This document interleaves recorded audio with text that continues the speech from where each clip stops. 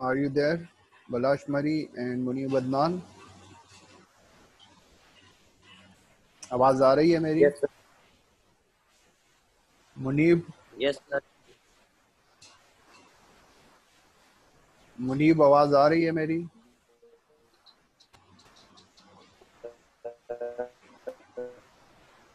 Okay Yes, sir. अच्छा, हमने कल देखा ऑपरेटर्स, अरिथमेटिक ऑपरेटर्स के बारे में हमने पढ़ा कि what are arithmetic operators. Operators is anything which perform operations on some operands. Operands में हमारे पास वेरिएबल्स आ सकते हैं, कांस्टेंट्स आ सकते हैं, ठीक है. जैसे कि आप अगर 3 प्लस 2 इज इक्वल टू 5 आता है, तो ये तो हमने देखा कि ये एक एक्सप्रेशन कहलाता है. इसको एक्सप्रेशन बोलते हैं. एक्सप्रेशन में हमारे पास कांस्टेंट्स होते हैं, वेरिएबल्स हो सकते हैं और साथ में ऑपरेटर्स होते हैं उनके, ठीक है. यानी एक इक्वेशन बन जाता है, उसको एक्सप्रेशन बोलते हैं. अभी ऑपरेटर जो है, ये दोनों ये क्या कर रहे हैं, ये कुछ ऑपरेशंस परफॉर्म कर रहे हैं इन कांस्टेंट्स पे. यानी ये ऑपरेटर क्या काम कर रहा है, ये इन दोनों को ऐड कर रहा है, जमा करा रहा है. 3 को 2 के साथ जमा किया इसने, तो आंसर इसने बराबर किया, यानी इक्वल मींस असाइन किया 5. लेफ्ट साइड पे कैलकुलेशन हो गई और राइट साइड पे 5 असाइन हो गया, ठीक है. इसी तरह अगर आप कोई वेरिएबल्स यूज करते हैं, a plus B is equal to C, तो ये वेरिएबल्स कहलाते हैं. और वेरिएबल्स हो या कांस्टेंट्स हो या वेरिएबल्स और कांस्टेंट्स की कॉम्बिनेशन हो, जो भी किसी एक्सप्रेशन में यूज हो रहे हो, तो उन पर ये ऑपरेटर्स जो है, प्लस और इक्वल साइन ऑपरेटर है, इनको ऑपरेटर्स इसलिए बोलते हैं कि ये इन सब पर ऑपरेशंस परफॉर्म कर रहे हैं. और कौन सा ऑपरेशन? हर ऑपरेटर का अपना एक ऑपरेशन है. जिस तरह प्लस का एडिशन है, माइनस का सब्ट्रैक्शन है, मल्टीप्लिकेशन का मल्टीप्लिकेशन है, और स्लैश साइन जो होता है उसका डिवीजन है, ठीक है.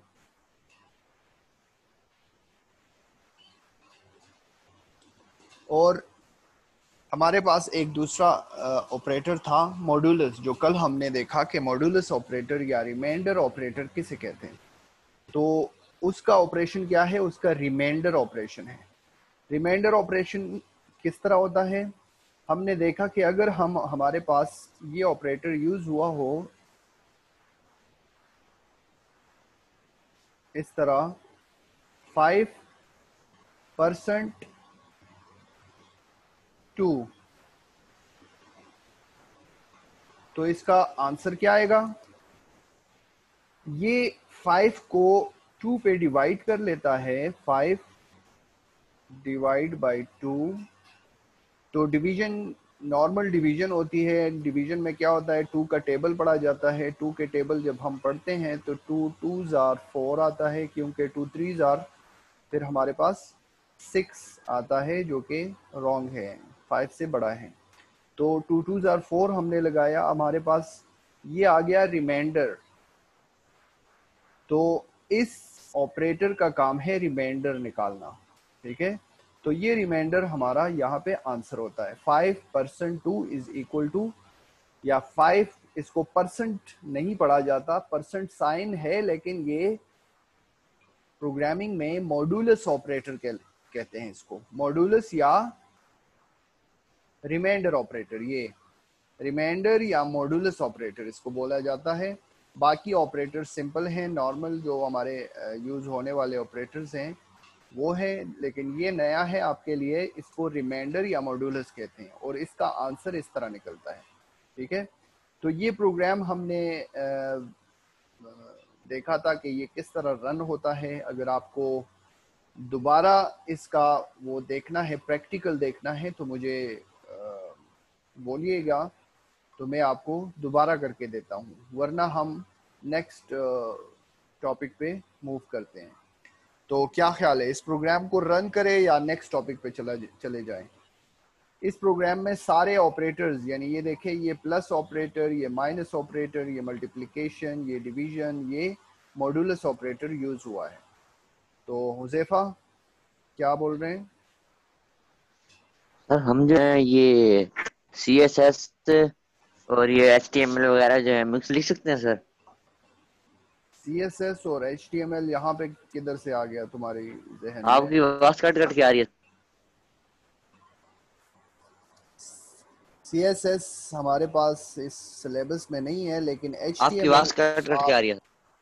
HTML के बारे में आप पढ़ोगे लास्ट चैप्टर में। उसके बारे में अभी आपको नहीं सोचना है, अभी जो है आप सी सीखो, सी लैंग्वेज सीखो,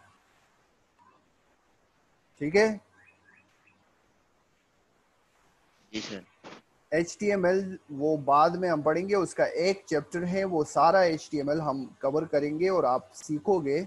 लेकिन उससे पहले हमारे सिलेबस में सी है, सी लैंग्वेज। तो सी हमारे पास 6 चैप्टर है और एक चैप्टर हमारे पास HTML है, जिसमें हम एक वेबसाइट बनाएंगे, ठीक है ना? तो वो बात की बात है। अभी जो है ये जो हम करने जा रहे हैं ये सीखो। मैं पूछ रहा हूँ कि ये प्रोग्राम मैं रन करूँ जी प्रैक्टिकल, सर। या आपने कल देख लिया है, समझ लिया है?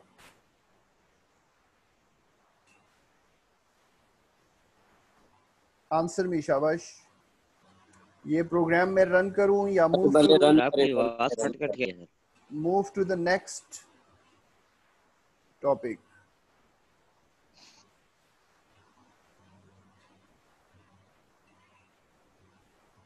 रन करें सर पहले। अच्छा, तो गौर से प्रोग्राम को देखिएगा किस तरह रन होता है और इसमें क्या ऑपरेशंस होते हैं, ठीक है?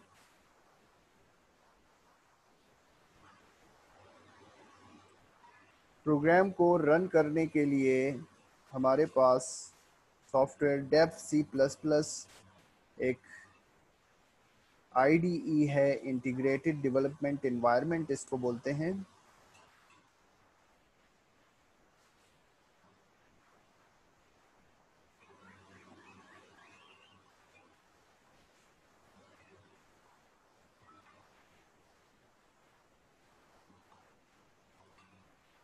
सबसे पहले हम फाइल में न्यू सोर्स फाइल कर लेते हैं और प्रोग्राम के लिए इंपॉर्टेंट जो चीज़ें हैं, हैश, इंक्लूड stdio.h, ठीक है? ये जो आप यहाँ पे देख रहे हो, ये सब कुछ यही प्रोग्राम में लिखने जा रहा हूँ यहाँ इस सॉफ्टवेयर में, ठीक है? नेक्स्ट ये वाला जो आप देख रहे हो, ये नेक्स्ट जो इंक्लूड है conio.h, ये मैं अभी नहीं लिख रहा हूँ, सिर्फ आपको समझाने के लिए कि ये कहाँ पे काम करेगा, ठीक है? इसका काम क्या है। वैसे तो आपने stdio.h लाजमी लिखना है, लेकिन ये दूसरा ऑप्शनल है, लेकिन आपको मैं चेक कराता हूँ कि ये क्यों ऑप्शनल है, ठीक है?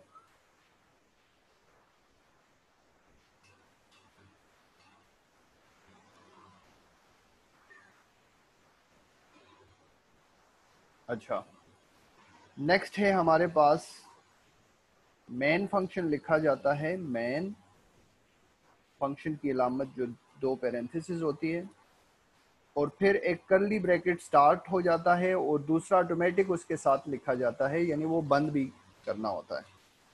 अभी हमने एक प्रोग्राम इस तरह बनाना है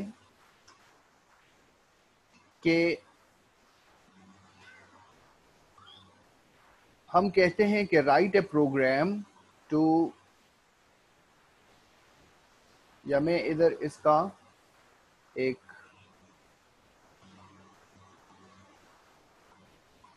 कमेंट लिख लेता हूं।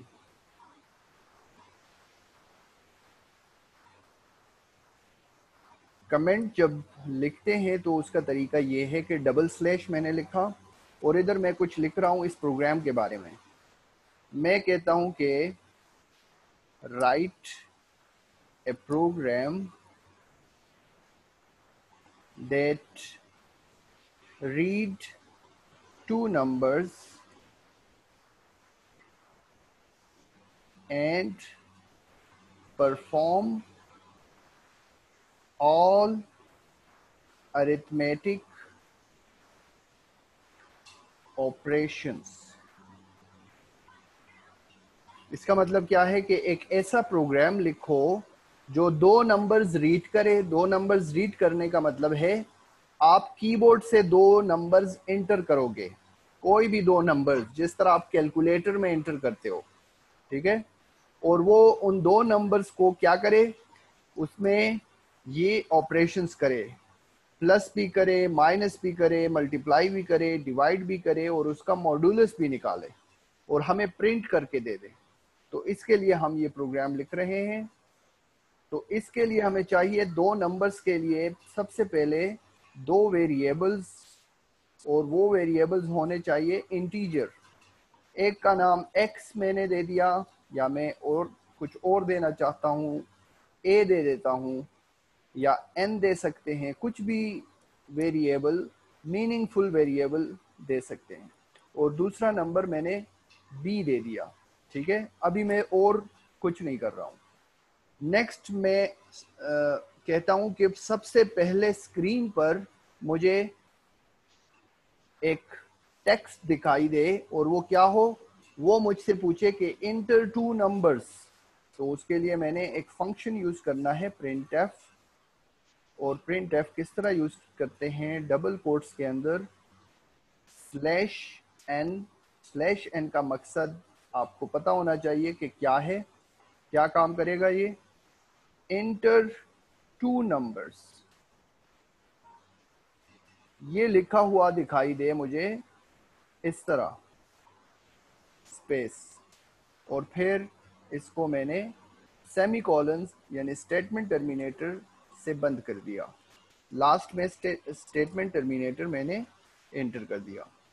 अभी दो नंबर्स तो मैं ये कंप्यूटर मांगेगा, लेकिन मैं एंटर कैसे करूंगा, किसकी मदद से, वो scanf फंक्शन की मदद से करते हैं। और scanf फंक्शन का तरीका ये है कि scanf लिखा जाता है पैरेंथेसिस और डबल कोट्स के अंदर %d, क्योंकि हमने इंटीजर डेटा टाइप लिखा है तो उसके लिए %d फॉर्मेट स्पेसिफायर यूज होता है, ठीक है। अभी दो नंबर्स हैं हमारे पास, तो दो नंबर्स के लिए हमने 2% d इस्तेमाल करना है। मैं इन दोनों के बीच में स्पेस भी दे सकता हूं और कामा भी दे सकता हूं, ठीक है। कामा के बगैर भी लिख सकता हूं, ठीक है। तो ऐसे ही फिर आपने उधर भी इंटर करना है, कामा। अभी दो वेरिएबल्स हमारे पास कौन कौन से हैं, एक a है और एक b है। तो इन दोनों में वो वैल्यूज एंटर होंगी। तो उसका तरीका ये है कि scanf में वेरिएबल से पहले ये साइन लगाते हैं $a, कामा $b। तो ये दोनों वेरिएबल्स में हम वो वैल्यूज एंटर कर लेंगे। a में एक वैल्यू एंटर हो जाएगी और b में एक वैल्यू एंटर हो जाएगी। और पहला %d जो हमने लिखा है वो पहले a की वैल्यू चेक करेगा, यानी उसका फॉर्मेट चेक करेगा, ये फॉर्मेट स्पेसिफायर है। और दूसरा %d दूसरे वेरिएबल को चेक करेगा, दूसरे वेरिएबल की वैल्यू को चेक करेगा। अभी लास्ट में हमें सेमीकोलन एंटर करना है और ये हमारा एंट्री कंप्लीट हो गई, यानी हमने दो नंबर्स कंप्यूटर को एंटर कर दिए, ठीक है। अभी a में वो नंबर सेव है एंड b में आल्सो वो नंबर सेव है, ठीक है। अभी उन नंबर्स के साथ ये क्या करेगा, मैं कहता हूं कि सबसे पहले वो इन दोनों को जमा करे। जमा करने के लिए मैं एक वेरिएबल डिफाइन कर लेता हूं, एड या सम, या कोई भी आप नाम रख सकते हो जो मीनिंगफुल हो, जो आपको पता चलता है कि इसका मतलब क्या है इस प्रोग्राम में। एड में मैं कहता हूं कि a वेरिएबल के साथ b वेरिएबल में जो वैल्यू है, इन दोनों को जमा करो और उसका आंसर जो है इन दोनों को जमा करके जो आंसर आएगा वो एड में सेव कर लो, ठीक है।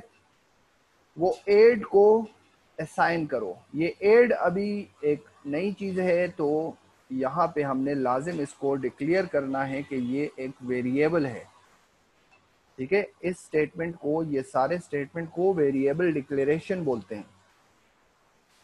डिक्लेरेशन में हम इसका डेटा टाइप बताते हैं और उस वेरिएबल का नाम स्पेसिफाई करते हैं। अभी इस एडिशन का तो वो हो गया, ऑपरेशन हो गया, हमने प्लस ऑपरेटर यूज किया।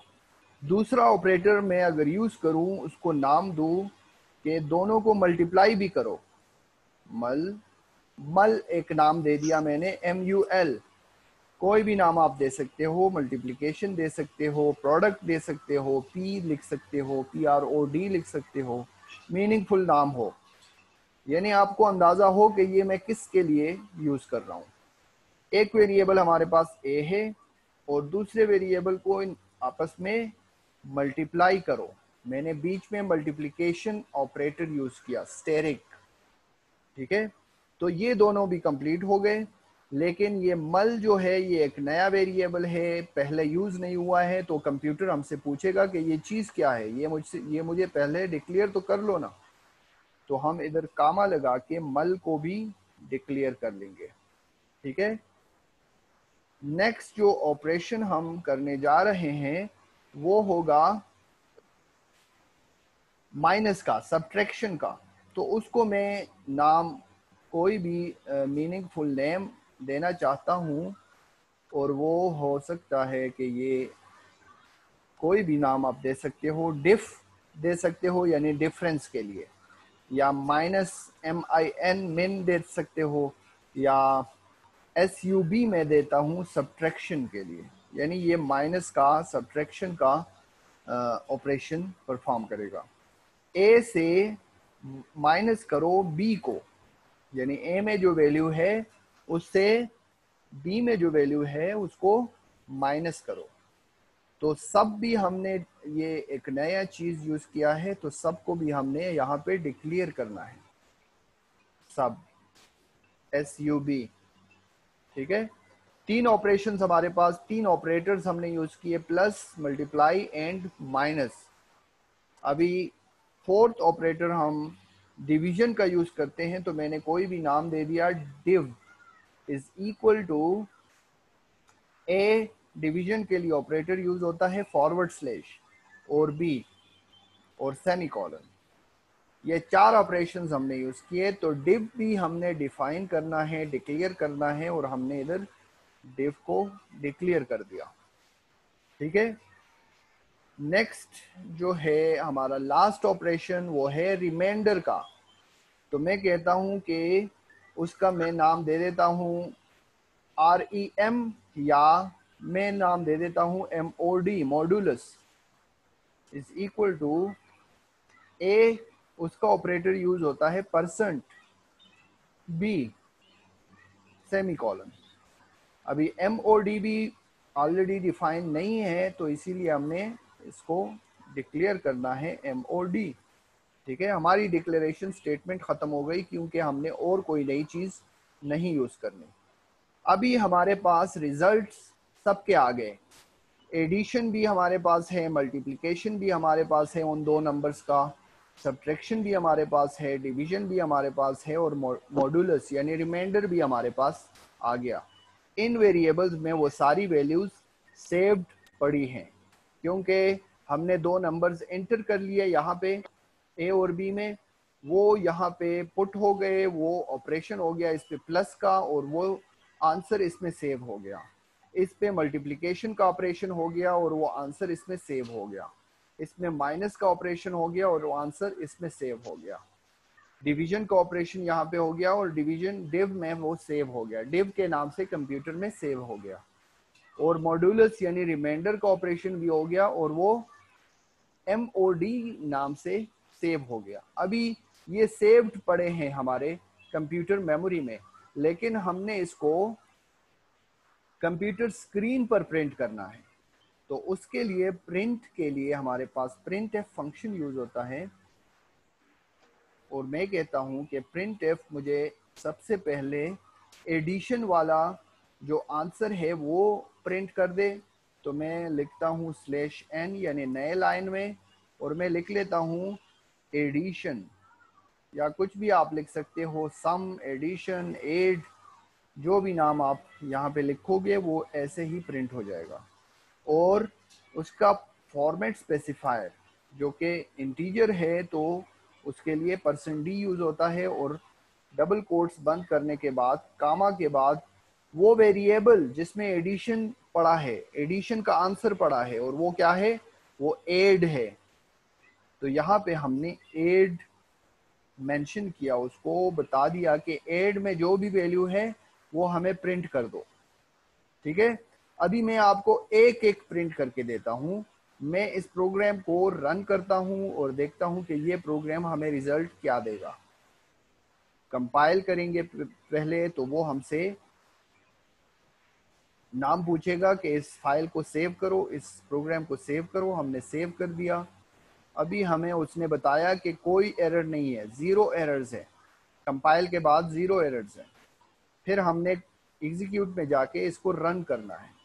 रन करने पे हमें ये स्क्रीन नजर आएगा, और क्या दिख रहा है, इंटर 2 नंबर्स। देखो ये वाला line, inter 2 numbers. Print F में हमने जो इंटर 2 नंबर्स और स्पेस कॉलन दिया था वो यहाँ पे प्रिंट हो गया, inter 2 number space colon space. ठीक है, अभी ये कर्सर जो ब्लिंक कर रहा है ये किसके लिए कर रहा है, ये स्कैनएफ आपसे कुछ मांग रहा है, कुछ वैल्यूज मांग रहा है। क्योंकि स्कैनएफ हमने यूज किया है तो हमने यहाँ पे 2 वैल्यूज एंटर करनी है। मैं एंटर करता हूँ 5, और मैंने इस एक फॉर्मेट स्पेसिफायर और दूसरे फॉर्मेट स्पेसिफायर के बीच में स्पेस दिया है, तो मैं स्पेस दे देता हूं और दूसरी वैल्यू एंटर कर देता हूं। दूसरा नंबर क्या होगा, कोई भी नंबर आप एंटर करो, मैं 2 एंटर करता हूं। तो जब मैं एंटर की प्रेस करूंगा तो ये मुझे रिजल्ट क्या देगा, ये प्रिंट एफ जो मैंने यूज किया है सिर्फ और सिर्फ ये स्क्रीन पे प्रिंट हो जाएगा, addition is equal to add वाला आंसर। तो आंसर मेरे पास आएगा, ये देखो, एडिशन इज इक्वल टू 7। ये एड में जो भी वैल्यू सेव है वो इस %d की जगह पे पुट हो जाएगी, यानी %d उसको चेक करेगा और यहाँ पे पुट कर देगा। ठीक है, a प्लस बी, a में हमने 5 एंटर किया और b में हमने 2 एंटर किया। ठीक है, तो 5 और 2 इस इक्वेशन, इस एक्सप्रेशन में पुट हो गए और दोनों जमा हो गए और आंसर एड में सेव हो गया। उसी आंसर को हमने इस प्रिंट एफ की मदद से यहाँ पे प्रिंट कर दिया। ठीक है, अभी आप देखें मैंने दूसरा आंसर भी प्रिंट करना है। तो दूसरे आंसर के लिए मैंने दोबारा से ये प्रिंट एफ में कॉपी कर लेता हूं, Ctrl+C, एंटर करके Ctrl+V के साथ इसको मैंने पेस्ट कर दिया। और यहाँ पे एडिशन की जगह पे मुझे मल्टीप्लिकेशन चाहिए, तो मैंने लिखा मल्टीप्लिकेशन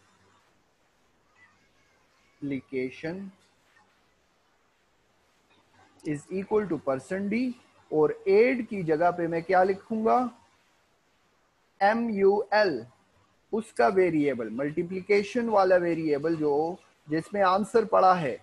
ठीक है, मैंने वो लिखा।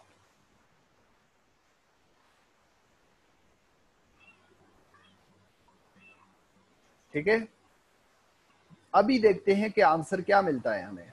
एग्जीक्यूट, कंपाइल, 0 एरर्स है हमारे पास, एग्जीक्यूट, रन। अभी दोबारा से वो हमसे ये इंटर 2 नंबर्स, हमने 2 नंबर्स एंटर करने हैं। मैं 5 एंटर कर लेता हूँ, स्पेस 2 एंटर कर लेता हूँ। एंटर की प्रेस करूंगा तो ये देखो, एडिशन इज इक्वल टू 7, क्योंकि 5 + 2 7 आ गया। मल्टीप्लीकेशन इज इक्वल टू 10, क्योंकि 5 × 2 इज इक्वल टू 10 आ गया। अभी आप देखें, मैं तीसरा रिजल्ट भी प्रिंट करना चाहता हूं और मैं Ctrl+V कर लेता हूं। तो वही जो मैंने कॉपी किया था उसकी जगह पे मैं अभी क्या लिखता हूँ, सब्ट्रैक्शन का मुझे रिजल्ट चाहिए। सब्ट्रैक्शन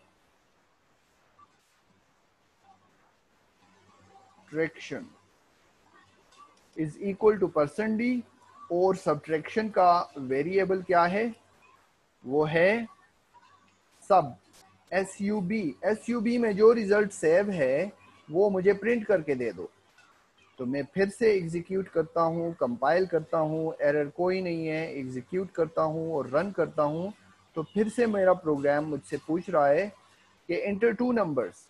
मैं 5 इंटर करता हूँ and then 2, then it will first add, then it will then multiply, and then it will be subtracted. Look at this. This output is showing that addition is equal to 7, multiplication is equal to 10, and subtraction is equal to 3, because 5 minus 2 is equal to 3. Then we have performed 3 operations on these two numbers. The first operation is addition, which is plus operator is used. The second one is multiplication operator, and the third one is subtraction operator, which is minus. तो ये 3 output हमें मिले। हमारे पास 2 अभी भी रहते हैं। Let's do that. मैं एक और printf कॉपी पेस्ट कर लेता हूं और इसमें एडिशन की जगह डिवीजन लिख देता हूं। Division is equal to %d। Division का वेरिएबल क्या है, div। Now let's run the program. Compile, 0 errors, and run. Again it is asking enter 2 numbers. If I enter 5 and 2, enter, then what it gives us, division is equal to 2. Why? Because it gives only quotient. If you divide 2, if you divide 5 divide by 2, then 2 2s are 4 and 1 is remainder. So this takes only the quotient portion. ठीक है, division में ये आपको सिर्फ और सिर्फ quotient portion दिखा रहा है।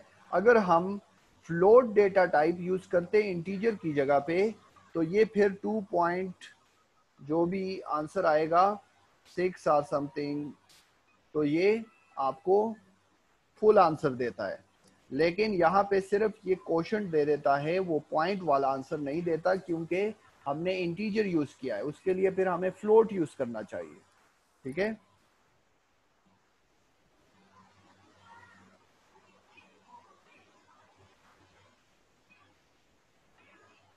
now the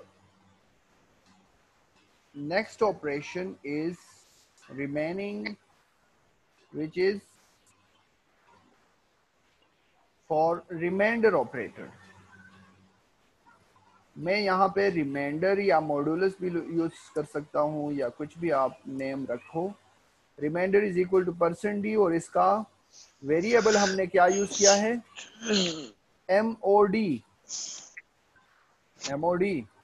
mod, मॉडुलस के लिए।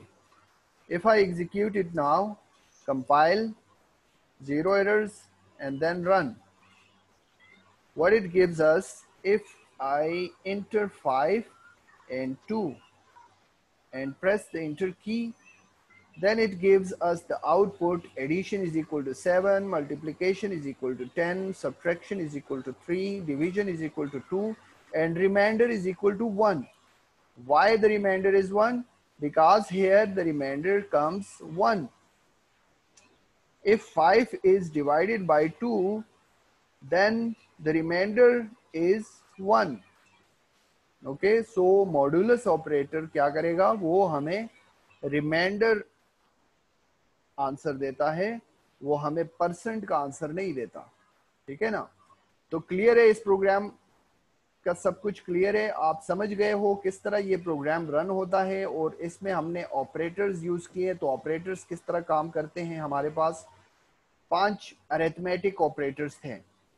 तो ये एग्जाम्पल भी आपने बिल्कुल अपने जहन में रखना है कि किस तरह हम ये, जब पेपर में क्वेश्चन आते हैं तो ऑपरेटर्स के बारे में आपसे पूछे जाएंगे, देन आपसे उसका एग्जाम्पल भी पूछेंगे कि एक्सप्लेन विद एग्जाम्पल्स।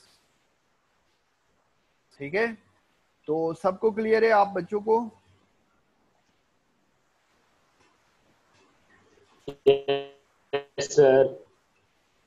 अच्छा, मैं जल्दी से आपकी अटेंडेंस लगवा लूं और क्लास की टाइमिंग ख़त्म होने जा रही है।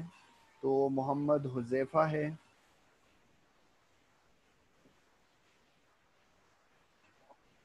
और बलाश मरी है, आज तो 12 है।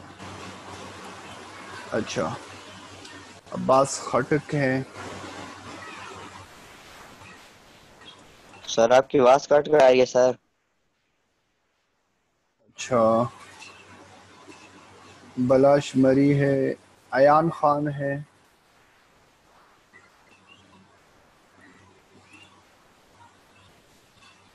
शहाब खटक है,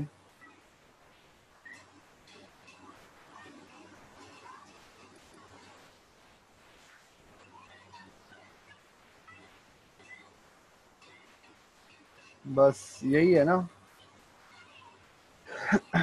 10th ई में सिर्फ एक प्रेजेंट है,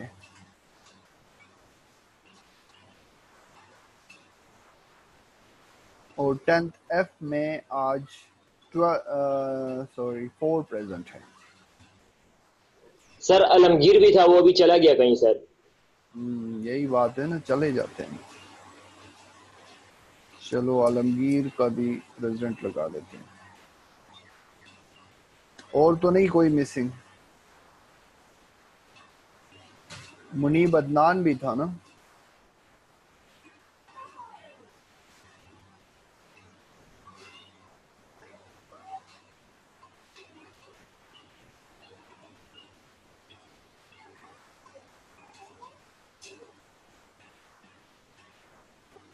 okay students, the class timing is finished, और अभी नेक्स्ट क्लास आ रही है तो मैं आपको लीव करूंगा और उनको ज्वाइन करूंगा। ठीक है, अल्लाह हाफिज। इस प्रोग्राम को आप ज़रूर अपने सिस्टम्स पे रन करने की कोशिश कीजिएगा, इसकी प्रैक्टिस कीजिएगा। यही प्रोग्रामिंग होती है, ये कंसेप्चुअल चीज़ें हैं, लॉजिक होती है। ठीक है, तो इसकी प्रैक्टिस लाजमी होती है। ओके, अल्लाह हाफिज। अल्लाह हाफ़िज़ सर। अल्लाह हाफिज।